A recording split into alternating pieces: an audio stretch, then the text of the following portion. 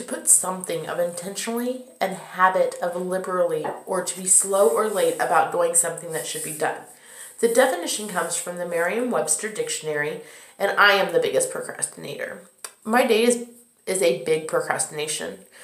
For instance, I've been saying I was going to do this assignment for 2 weeks now, and I'm just getting to it. And it's due tonight at 11:59.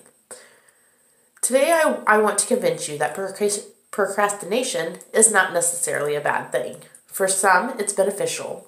You may experience less stress, and procrastination can make everything else seem easier. And it makes you more creative. Let's start with, you may experience less stress if you assume that procrastination is stressful. Think again. In a study published in the Journal of Social Psychology, it was discovered that compared with non-procrastinators, procrastinators experience less stress and have better physical health, and the deadlines were far off. It actually makes a lot of sense when you think about it. Through the art of procrastination, you're also stalling, and anxiety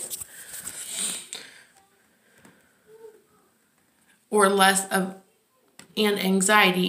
and limiting it to the least amount of time possible. Many of the studies on the benefits of procrastination suggest that procrastination is a state of mind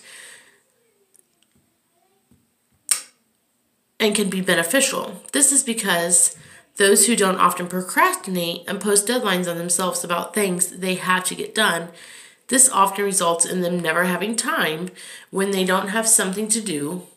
Procrastinators take a more relaxed approach and can see deadlines and what have to get done more clearly, as stated by Heather Tchaikovsky.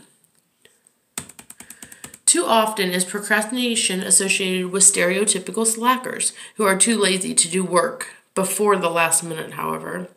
I don't feel that way because I'm not a slacker. People who do procrastinate have just chosen to go about life in a different method that is more convenient for them. I live day by day.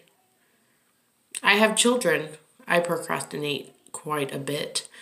And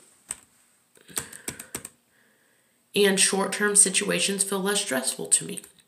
For some, procrastination can make everything else seem easier. Even having less time when you get around to doing whatever it is you need to do, you won't have time to question yourself of your work. You might be self-assured with what you're submitting by procrastinating. You're far less likely to waste precious time worrying. And the fear of missing a pending deadline will let you do everything exactly as needed. When you procrastinate, most of the time it means that you don't want to do it or it doesn't interest you. I know personally I procrastinate a lot. For instance, laundry, I don't want to do it, but I know it has to be done. So I put it off to the last minute. That's why my laundry is still in the washing machine, but the washer's off. But I just can't bring myself to get up and go switch it over. So I'll procrastinate and wait until the last minute. Lastly, they say that procrastination can reduce stress and open to more enjoyable things. Procrastination allows you a greater degree of freedom of choice from your focus.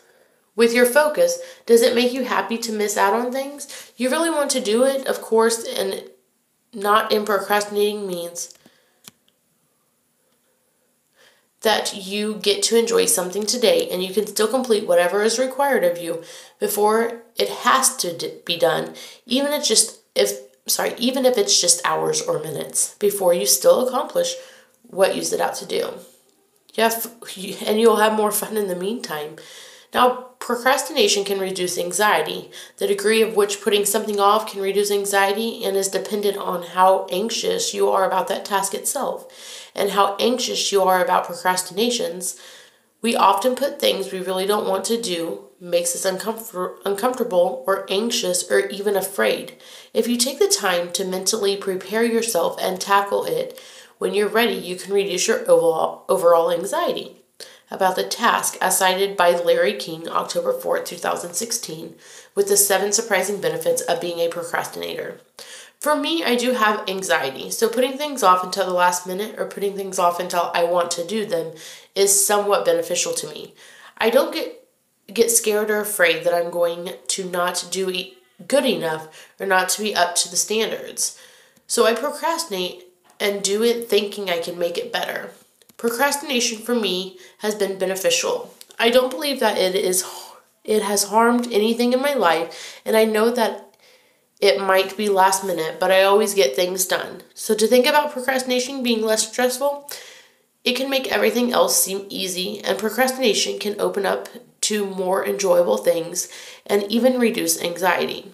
Keeping all this in mind, I am the pro at procrastination.